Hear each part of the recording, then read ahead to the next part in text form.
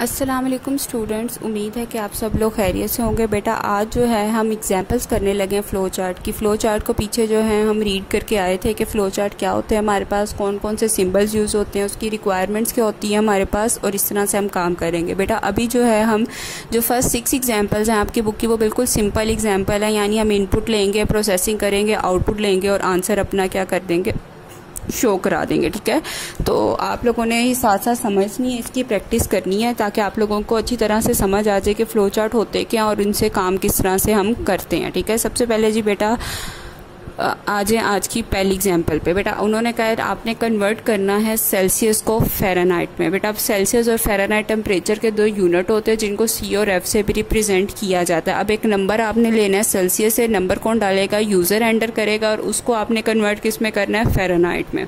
ठीक है, तो देखते हैं इसका क्या होता है। बेटा हर एक एल्गोरिदम फ़्लो चार्ट जो है जो अब आपने बनाना है, इसका फॉर्मूला जो है आप लोगों को पता होना चाहिए कि किस फॉर्मूले के बेस पे ये लोग काम करेंगे। ठीक है, तो सबसे पहले जी बेटा जिस तरह हम अपना स्टार्ट करते हैं, हमने अपना फ़्लो चार्ट स्टार्ट किया। स्टार्ट सिंबल था ये टर्मिनल सिंबल, वो लगाया। इसके बाद हम क्या लगाते हैं, अपनी फ़्लो लाइन।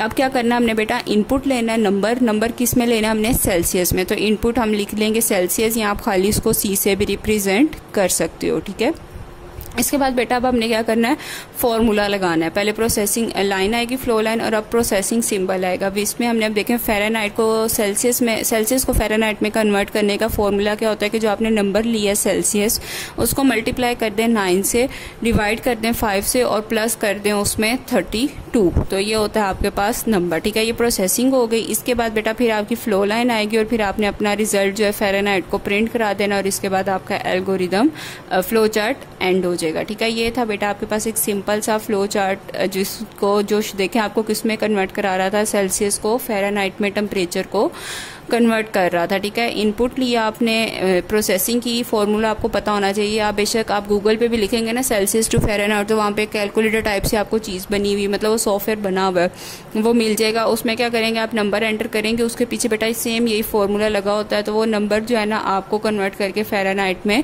कन्वर्ट कर देगा। ठीक है, ये था बेटा एक सिंपल सा आपके पास सेल्सियस को फ़ारेनहाइट में कन्वर्ट करने का फ़्लो चार्ट। ये अभी हम सिंपल पढ़ रहे हैं, इसमें सेम हम भी काम होगा, इनपुट लेंगे, प्रोसेसिंग करेंगे और आउटपुट शो करा देंगे अपनी। ठीक है, सिंबल्स का खास ख्याल रखना आप लोगों ने। अब नेक्स्ट है बेटा आपने फाइंड करनी है एक्सेलरेशन मूविंग ऑब्जेक्ट की। ठीक है, ये हम एल्गोरिदम पहले भी कर चुके हैं, एक्सेलरेशन क्या होती है या फिजिक्स में पढ़ चुके हैं। इस दोनों काम के लिए हमें मास और फोर्स रिक्वायर्ड होगी। ठीक है, उसी तरह बेटा स्टार्ट करेंगे फ़्लो लाइन। इनपुट में अब हमें 2 चीज़ें रिक्वायर्ड है, मास और फोर्स, वो लेंगे। इसके बाद फिर फ़्लो लाइन। अब प्रोसेसिंग में हम क्या लगाएंगे, अपना फॉर्मूला। तो एक्सेलरेशन का क्या फॉर्मूला होता है कि फोर्स डिवाइडेड बाय मास, तो फोर्स डिवाइडेड बाय मास का फॉर्मूला लगाया। फिर से आपकी फ़्लो लाइन आएगी, प्रिंट करा देंगे अपनी एक्सेलरेशन को, और यहाँ पे हम अपना प्रोग्राम फ़्लो चार्ट एंड हो जाएगा हमारा। ठीक है, इसमें बेटा ये भी इसी तरह से प्रीवियस की तरह ही इसने वर्किंग की है आपके पास।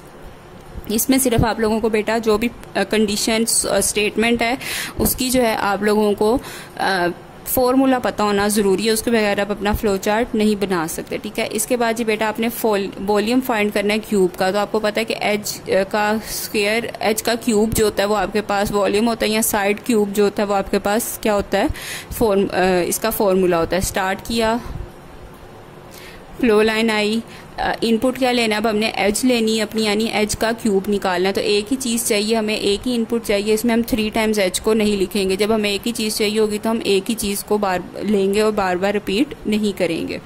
इसके बाद हमने अब अपनी वो लगाई फ़्लो लाइन। प्रोसेसिंग में वॉल्यूम का फॉर्मूला लगाया, एज मल्टीप्लाई बाय एज का क्यूब इस तरह लिखा जाएगा। उसके बाद हमने अपनी प्रिंट करा दिया वॉल्यूम को और हमारा फ़्लो चार्ट एंड हो गया। ये था बेटा सिंपल, इसी तरह से आप लोगों ने इसमें करते जाना। ठीक है, ये सिंपल इस तरह से था। आगे भी आप जब अब करते जाएंगे आपको एक दफ़ा समझ आ जाएगी कि काम किस तरह से होना है, फॉर्मूलाज याद होंगे तो फ़्लो चार्ट ये सिंपल बनाना आपके लिए कोई बड़ी बात है ही नहीं।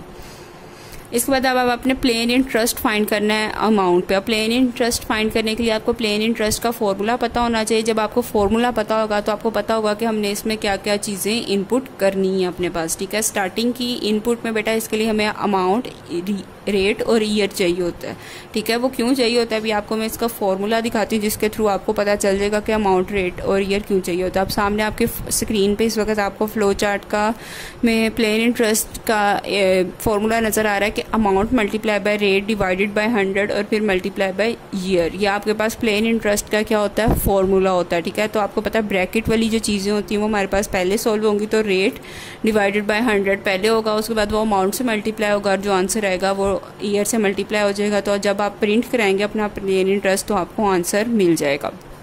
ये इस तरह से आपने करने हैं, फार्मूलाज याद रखने हैं। आई रिपीट, बार बार मैं आपको कह रही हूँ कि फार्मूलाज याद होंगे तो आपको पता होगा कि इनपुट में आपने क्या क्या चीज़ें लेनी है।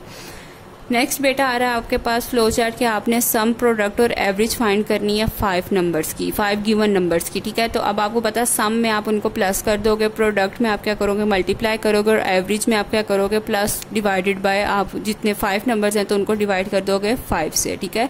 इसमें भी बेटा स्टार्ट करेंगे इनपुट में। अब हमें क्या क्या 3 चीज़ें चाहिए, हमने क्या लेनी है 5 नंबर्स चाहिए हमें, ठीक है। तो हम क्या करेंगे अपने 5 नंबर्स ले लेंगे, N0, N1, N2, N3 and N4।